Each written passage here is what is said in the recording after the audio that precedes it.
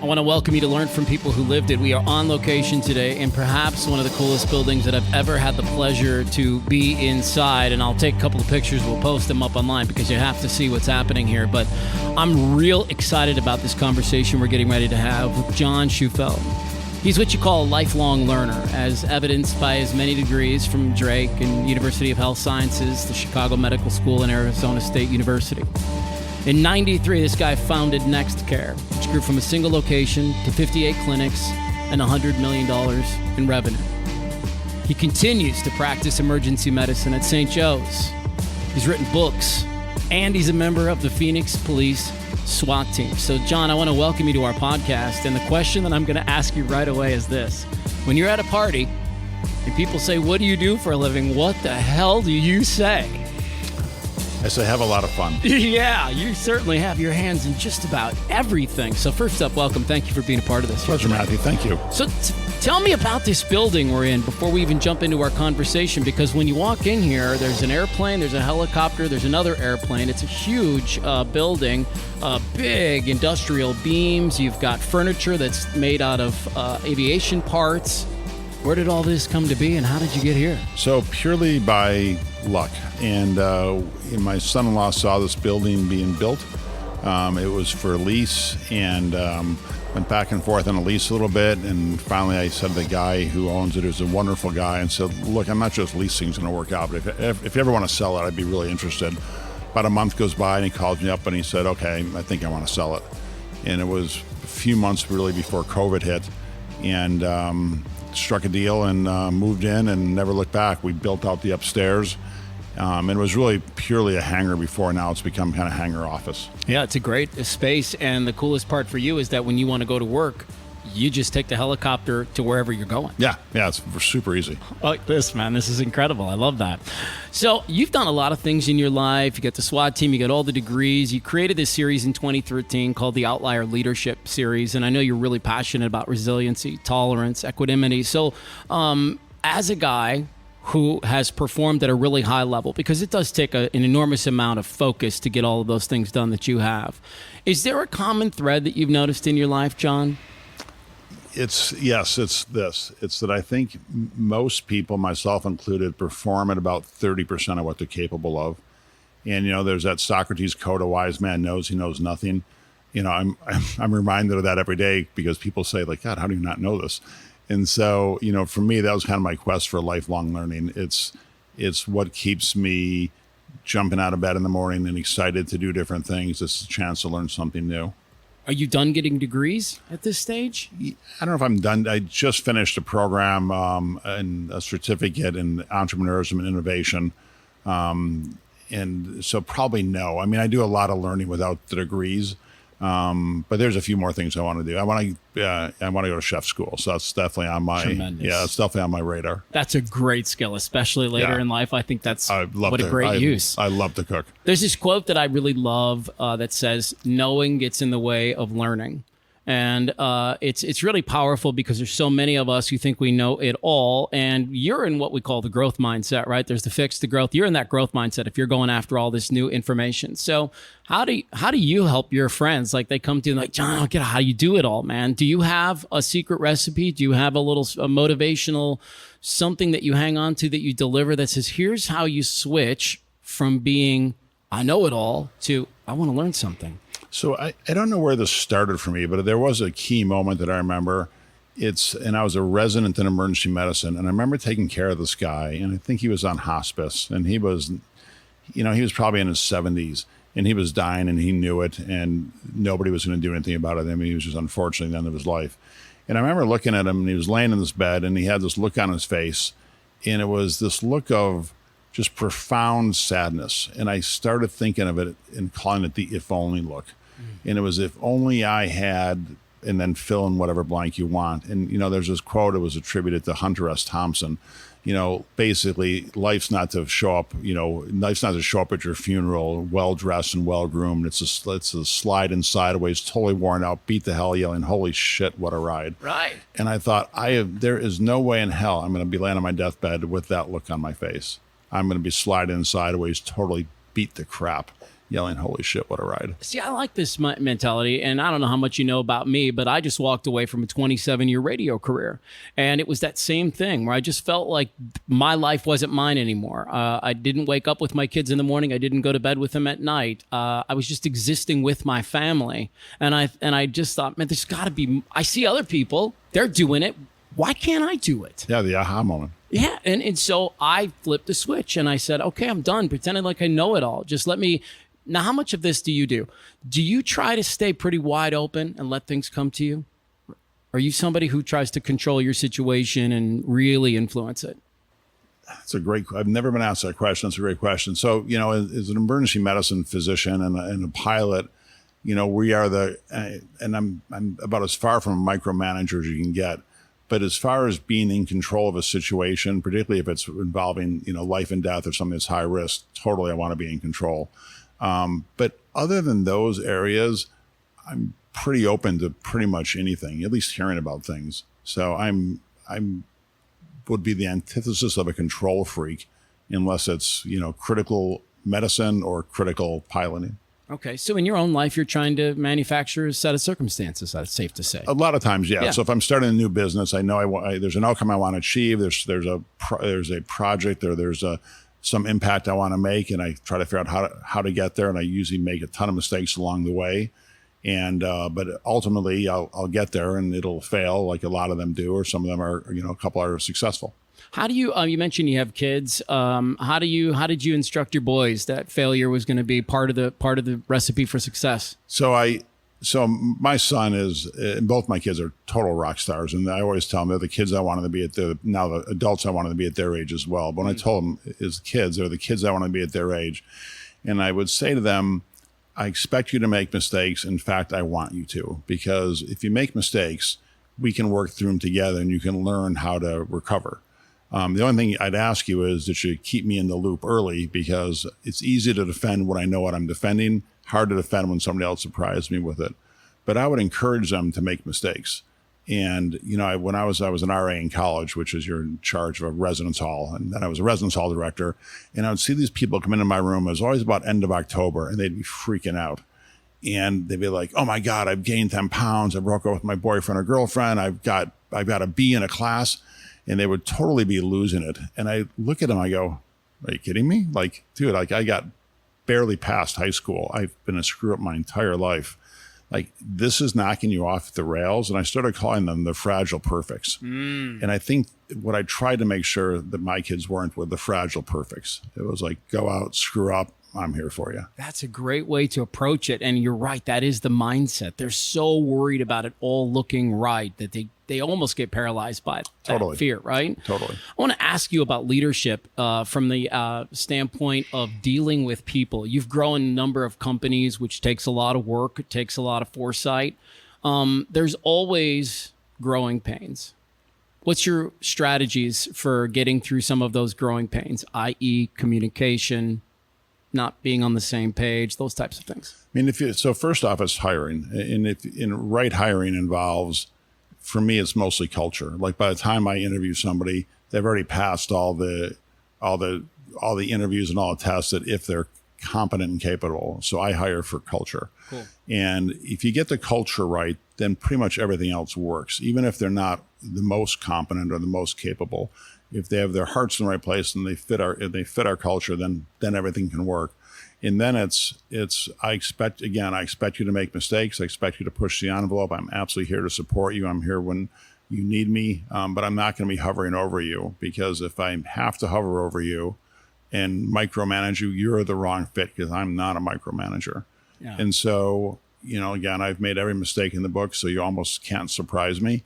But I expect and tolerate others to do it as well, because if they're not making mistakes, then they're moving too slow. Yeah, let's talk about that word, tolerate. It's something you're big on. I am too. A lot of folks have become very, a lot less tolerant in life, and that's half the issues we have. It's like, buddy, just relax. Totally. You can tolerate that a little bit longer than 4 seconds. What do you know about that word? Well, I mean, here's, again, just my perspective alone. If you look at Homo sapiens, we share more than 99% of genetic material with each other. What's the number? More than 99%. Okay. I mean, you and I are 99% similar. And so it always has struck me since I was a relatively little kid, like race, discrimination, gender, this whole craziness is like, dude, we are the same. No matter where you come from, what color you are, what your gender is, what your ethnicity is, what your preference is, it doesn't matter. We're all the same. So you're basically, being difficult on your twin. So I mean, you're going after your own people. Totally. And we are all our own people. I mean, we are much more similar than different. So how does that make any sense at all? I mean, if I was born, I mean, I'm adopted, I'm half Lebanese. If I grew up in the Middle East, I'd probably be Muslim. If I grew up in the South, I may be Baptist. If I was born in Africa, I'd probably be black, or, anywhere for that matter. And so I just don't understand the whole inequality thing or the whole gender thing either. It's never made sense to me, and I don't know why. I'm glad to hear you say it. I think there's a lot of people that feel that way. And I would say, and maybe even argue with the folks who think they have a strong opinion on it, if they came to a clearer understanding, they would change their mind. Totally, if they were just open to it. And again, it's just open to learning different things. But, there was, I had the chance to go to the Supreme Court years ago, and I was there for the Westboro Baptist Church case. And just in brief, the Westboro Baptist Church was this ridiculous church that they were protesting at funerals of American soldiers. And they were holding up signs that said, basically, this is God's punishment for us tolerating homosexuality. And that was their thesis, which was, again, just beyond over the top, beyond ridiculous. And I listened to a podcast of Fred. I think his name was Fred. I want to say, I'm not sure. I think it's Fred something. I listened to a podcast by his granddaughter who basically escaped the church, and how she kind of woke up one day and she had all these people just kind of just being gentle with her, but trying to educate her, like you said, on, there is a different way to look at all this. And she finally came around, and it does a phenomenal podcast. I had a podcast. I was interviewing this guy, Sam Bradford, and he was talking to me about this book. And he said, there's basically three kinds of people. There's good people, there's ignorant people, and there's evil people. And the problem with most of us is that we take the ignorant people and we slide them into the evil category. And the other day I was hit with this quote from again, maybe a podcast, and they were kind of saying that whole thing. Give me your feelings on that. I thought the end of the quote was going to be, and we can all be that people. We can all be that person, because I really believe that. Totally. I think, how you're raised and where you're raised really determines a lot of your identity and your cultural values and beliefs. And I suppose if I was raised in that context, and, I was raised in the 60s, and my parents were total World War II parents. And so I'm sure I had the opportunity to be racist, for lack of a better way to say it. It just never made any sense to me. But I think if you're open to education, if you're open to learning, if you're open to love, then everything else works. And so what I always struggle with is the religions who profess, love thy neighbor, and then sometimes they're the most hateful group in the world. And I go, how does this make sense to you? Yeah. No, I've talked about it 100 times. I grew up in the church. My mom was really religious, and I got to a point at around 11 or 12, and I was looking around me going, I don't get it, guys. Yeah. Like, none of you are acting like what we're talking about here. I was about the same age. I was right after church. Really? Driving out of the mass, and somebody cut my dad off, and he yells, he's like, God. Yeah. And he goes like, and I was in the back seat going, I was in seventh grade. I'm like, how does that make sense to you? Right. It was not well received. Yeah, you don't like that. You don't like that pushback, do they? No, not when you're seventh grade. A smart ass.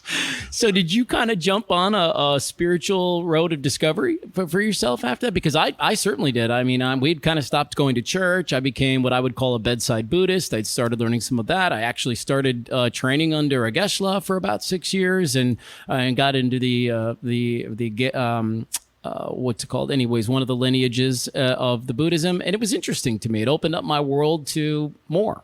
Yeah, I just read a lot. So, I basically become spiritual, not zero organized religion, but I grew up Catholic, and, my father's still alive, still very Catholic. They would go to church once or twice a week.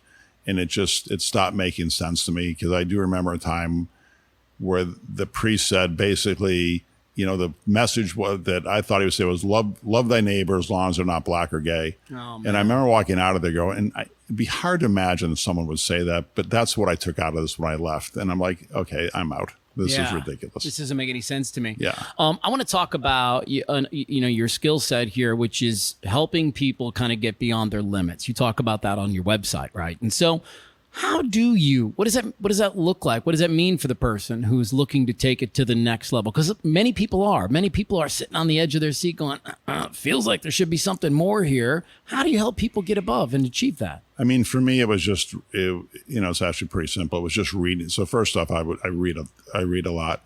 And so I go back to people like, Viktor Frankl. Here's a Austrian physician in the concentration camps who loses his entire family, and yet he can still survive and go on to, write Man's Search for Meanings and impact millions of lives. There's Louis Zamperini, who can be in the ocean for 46 days and get just, picked up by a Japanese destroyer and just tortured for, I think 4 years, and yet still have all the impact that he's had. And I remember it kind of struck me, like, these people can do this.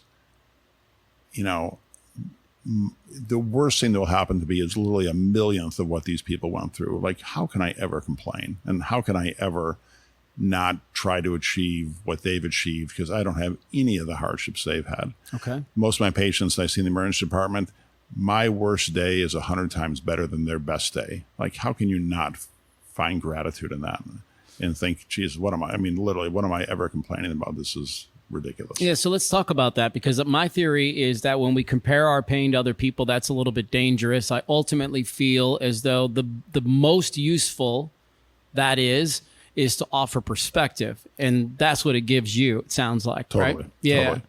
Totally. There's that speech called "This Is Water" by David Foster Wallace. Okay. And he did it at Canyon College, and unfortunately David Foster Wallace had his own demons and was ultimately hung himself. But the speech is basically perspective. It's that, someone wrongs you and you take immediate offense to it, but yet there may be a ton of reasons that you don't know. And they maybe didn't wrong you at all. Maybe all sorts of things, actually. And so it's just keeping in mind this perspective that there could be another reality out there, another set of facts out there that you don't know. And maybe not, but there could be. And why judge that person based upon your limited set of facts when there could be a whole universe of things you don't know about? It's like that it's like Fight Club. Everybody's fighting a hard fight, but no one talks about it. That's right. So when you talk about books, are there some along the way that have profoundly influenced you? Oh, yeah, totally. I mean, what's your short list? Tons of them. Humilitas, Man's Search for Meaning, certainly. Ryan Holiday wrote a book called The Obstacles Away. It's kind of a primer to Stoicism, which was, very impactful. And then, a ton of business books. Yeah. Here's the thing, though. You could go out and we need to talk about this. You could go out and learn all these great things. I could, too. But eventually you're going to be in a room with people who don't know these things and don't have a grasp. They don't have your perspective. So how can we help others see it? I don't know. It's like the old thing. You can lead a horse to water. I mean, if people ask me questions, I'm happy to share with them my view of that. But I'm not proselytizing and saying this is the right way, because I'm not sure it is. It's just the right way for me, and it's worked for me. And God knows it hasn't worked all that well, all that often, but it works somewhat, and it makes sense to me. What do you learn from being an emergency physician? What does that mean? You kind of dropped on it a minute ago, but I want to press you on it. Like, what lessons do you really get in those halls? So the lessons are, one is the fragility of life. There's people that I see who are our age, who are driving to work and they have a seizure. Never had a seizure before, never had a headache. And they come in and I hear the ambulance brings them in and I hear their story. And in the back of my mind, I'm going, crap. So it's going to be could be one of a lot of things, but it comes down to, were they on drugs or alcohol or medications that they stopped that could have had a seizure? Sometimes, but oftentimes they've got a brain tumor. And so their life literally changed in the morning when they're happy-go-lucky. They've got years ahead of them to now they've got 2 years. And so one is the fragility of life. And so you better enjoy every day. And if you're not enjoying every day, you better figure out a way to get there. Like you said, you had your aha moment and you're like, this isn't my life. I'm going to go live my life. So that was certainly number one. Okay. Number two is equanimity, because, I've seen people just totally lose it while taking care of people who are critically ill and dying, and it doesn't work. And so, I always try to be the calmest person in the room, because you think more clearly, the team operates much better. I try never to raise my voice, because I grew up in a household where everybody raised their voice, and I just realized early it just doesn't work. And so, that was number two. And then number three is really gratitude. And there's a lot of people out there who are struggling day-to-day existence, food, shelter, safety, clothing. And, why would any of us who have these things and take them for granted ever complain? Because it could be a lot worse. It would seem to me that there would also be these communication would probably be an incredible piece to what you get to do every time you're in that situation. And then also that component we just mentioned, which is almost everybody in the room is on the same page. Almost everybody in the room has the same the same language, the same vocabulary. And as I have come out of my retreat in the last year and some change, that's one of the things that I believe I want to focus on even more, is helping people communicate better. Because most folks, listen, I communicated for 27 years. I'm excellent at articulating my thoughts and opinions and feelings. Most people aren't. No, most people can't. And the actual opposite happens. They shut down when you ask them to tell you how they feel. What have you learned about communication? Well, a couple. So one thing I didn't mention is humor. And so I love that one. Thank you for saying that. I try to bring humor into all my patient interactions. Yes. And so I've only met one person I haven't been able to connect with. And that sounds really ridiculous. But he had a swastika tattooed on his penis. And I remember examining him and I said, well, thank God you're so underendowed, or that would have really hurt. Now, the scribe I was with started laughing. This poor guy did not know what underendowed meant. So he just kind of looked at me and said, thanks. But I try to bring humor into all my patient interactions. There was a little old lady I was taking care of, and she was there with her little old friend. They were super cute. And I walked in and she goes, you look so familiar to me. And I said, oh, really? I said, how much porn do you watch? and her friend starts laughing, and she goes, you realize that's Sister Margaret, right? And of course I didn't. I'm like, perfect. Even better. Perfect. She loved it. Yeah. Oh, she thought it was hysterical. Yes. But I like adding humor too, because a lot of people are so on the edge when they come in. I mean, whatever their issue is, it's to them, it's life and death and important. So I try to bring some humor into it, and I fail often, but I try. Well, it's a good component. Yeah. It moves some space. It's like crying. It moves some space for people. Totally. Yeah. But to answer your question on communication, trying to communicate to people in a place that they feel safe and on their level. I see a lot of physicians communicating at the physician level, and they're great at it. But trying to get it to the patient's level sometimes is difficult, because what we take for granted because we live it, every day, they're A, scared to death, and B, they don't understand, the concepts or the words we're trying to speak to them. And medical literacy in the U.S., probably all over, is incredible. I always laugh. Like, I'm just appalled at what people don't know about their own bodies. But at the end of the day, they don't know them. So trying to communicate on their level with a degree of empathy and warmth is absolutely crucial. And those last two ingredients, to me, are essential.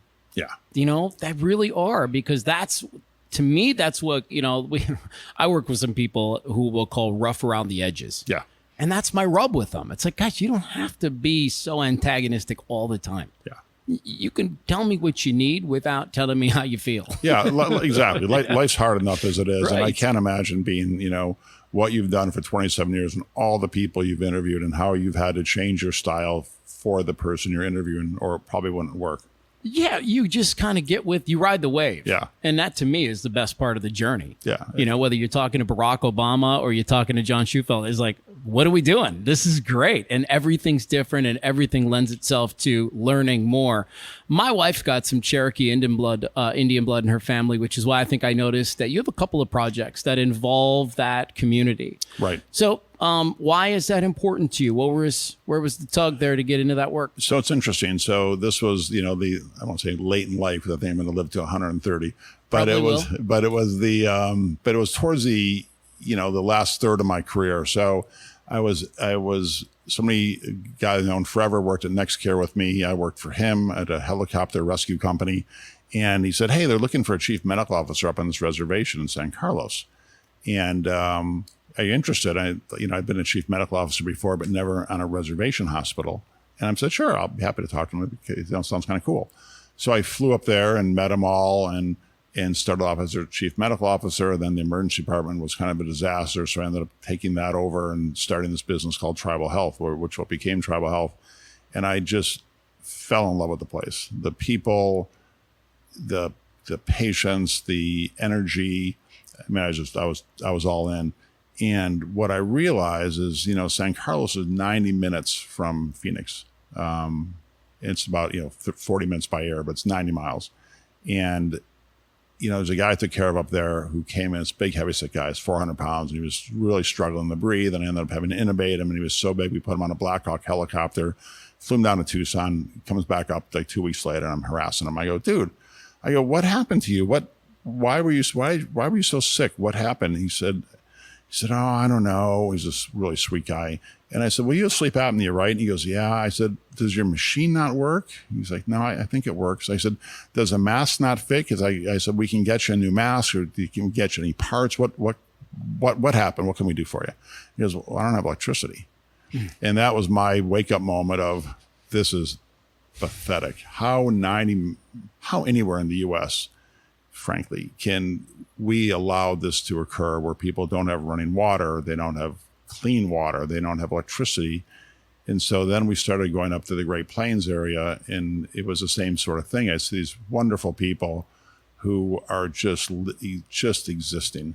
And I thought, this is pathetic. This has to fix. This has to change. We started bringing really high quality doctors and nurses and techs up to these areas. So all board certified people, the same exact care that you'd get anywhere. In fact, I just got a text this morning.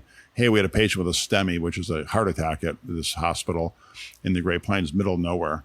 And, we stabilized him and got him on a helicopter within an hour. Now, there's not even a helicopter within an hour, and they were able to pull this off and save the guy's life. So that is such a high quality group of people who care can do. Yeah. So that's how I got into it. That's cool. I remember the first time that I started working with the Title I school community here in Arizona.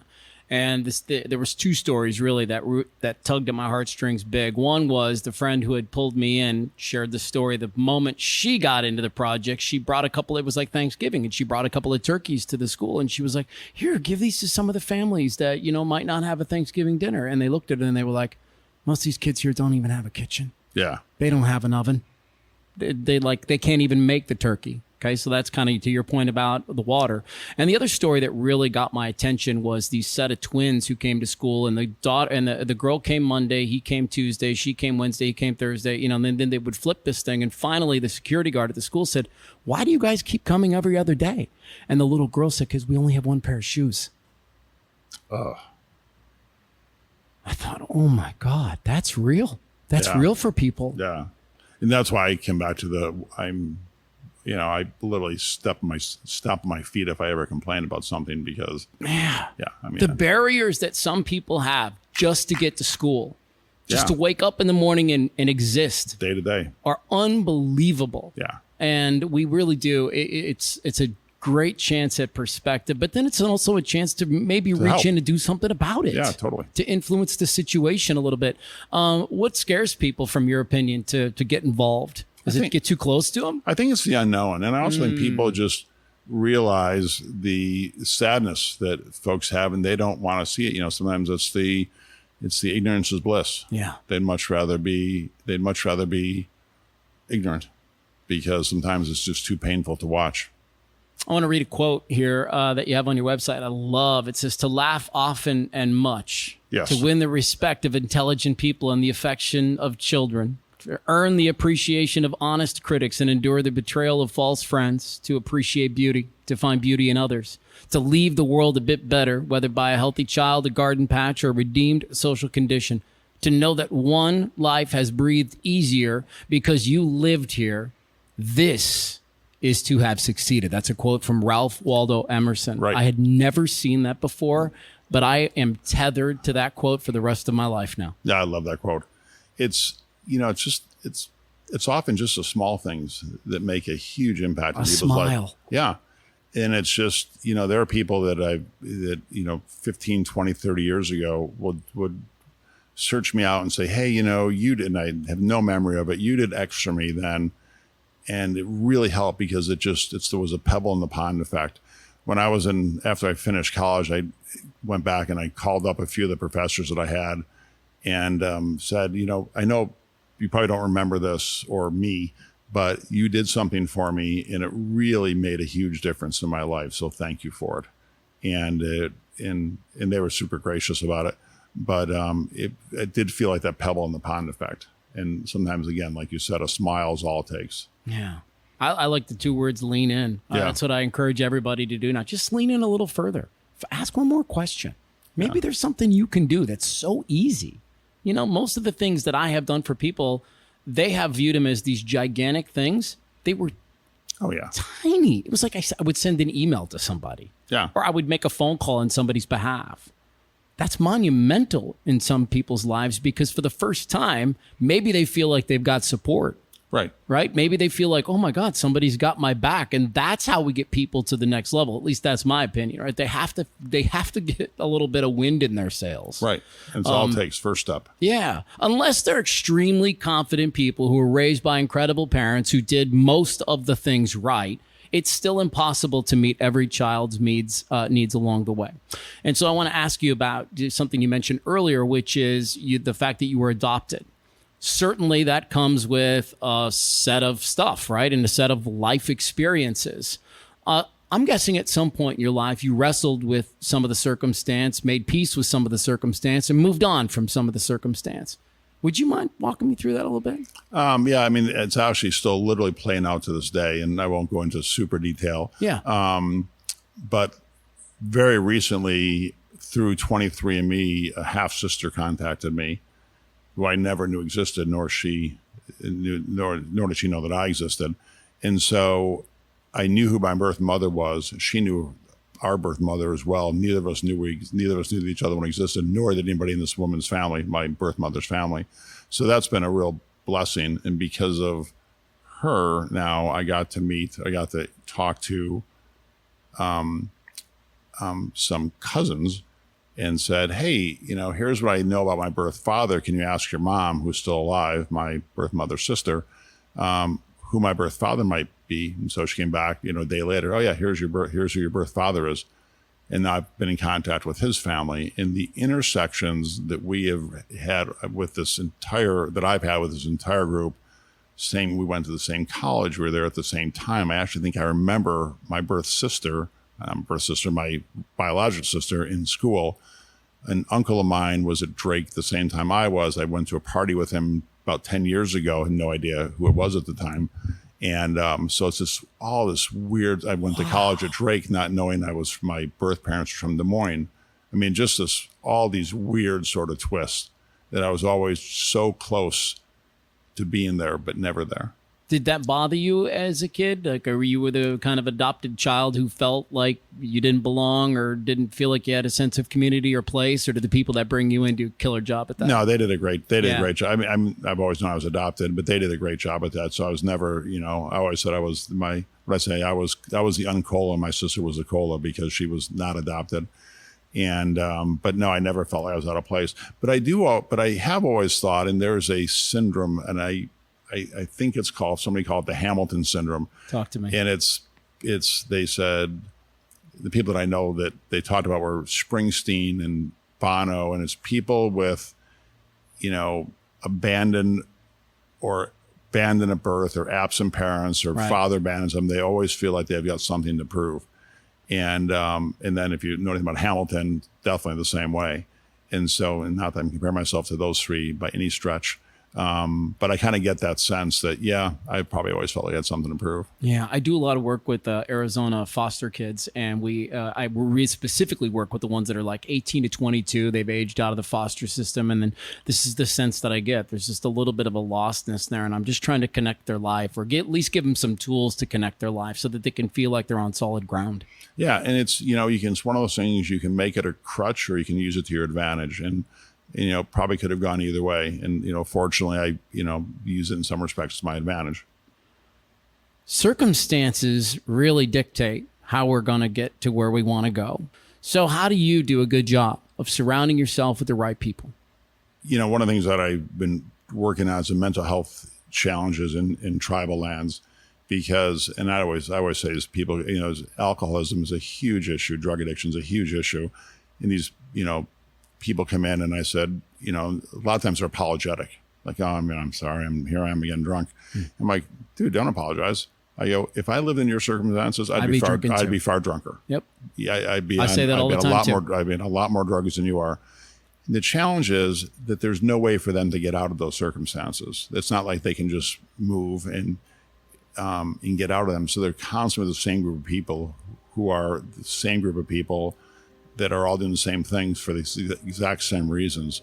And so, it's easy to say, you are like your 5 people you hang around with most, is, one of the quotes. And I always try to find people who were smarter than I am, which was never hard to do, but who had skill sets and perspectives that I didn't have. I wrote a book about 10 years ago now called Ingredients of Outliers. And it was, I had been watching people for years and trying to emulate them. Like, I never really had mentors growing up because it didn't dawn on me that was probably smart, but I would read a lot. And so I'd say, Theodore Roosevelt, that guy did X, Y, Z, he writes Man in the Arena, or he gives a speech, Man in the Arena, when he's in France, all these things I liked about him. So like, hey, what qualities do I like? Oh, I like these qualities. So I wrote this book about all the people whose qualities I wanted to emulate, what the qualities were and where I fell short, which was the easy part of the book. And so if I could find people around me who had those qualities I wanted to emulate, that's what I would aspire to do. Man, and you seemingly have done it. So I'm a work in progress. You're a work in progress. I've got 70 more years. But you literally have, you've accomplished some great things in your life. There's much to look back on and be proud of, right? There's much to look back on and feel good about it. Let me ask you a personal question, actually, to wrap up, because you're a dad. I'm a father too. So how good did you do with that balance growing up? This is usually the question that's reserved for women, but I like to ask it of men. How did you balance your life? Well, poorly. Yeah. Okay. Poorly, frankly. And, my wife is a phenomenal person and mother. And so she, our kids are the great kids they are because of her. But, whether it be school or work, I was around for the important things. I was always there to support them, but not always there. And that was a challenge. And so the one thing, I lacked in their formative years was balance. Now, again, because, grace of God, my wife's great mothering skills, they're phenomenal people. Rock stars. But little thanks to me. I don't know. They probably pulled more than you think, because they watch a lot. They got some genetics. Yeah. What are you hoping for your kids? That they have that no regrets, that they're on their deathbed yelling, holy shit, what a ride. What a ride. Yeah. So fun talking to you today, John. Thanks. Thank you very much for letting me into your cool space and seeing all this stuff and what you've got going on. And if I can be an ally for you in anything you're doing, please let me know. Ditto. I really appreciate it. Yeah, thanks, man. Good stuff. We have 3 goals with Learn from People Who Lived It. 1, to help you feel less alone. 2, encourage you to seek out a coach, a therapist, a church, anyone who can help you get through your journey and find some healing. 3, when you're ready, share your story with us. Find Learn from People Who Lived It wherever you get podcasts. Search it using all one word, Learn from People Who Lived It.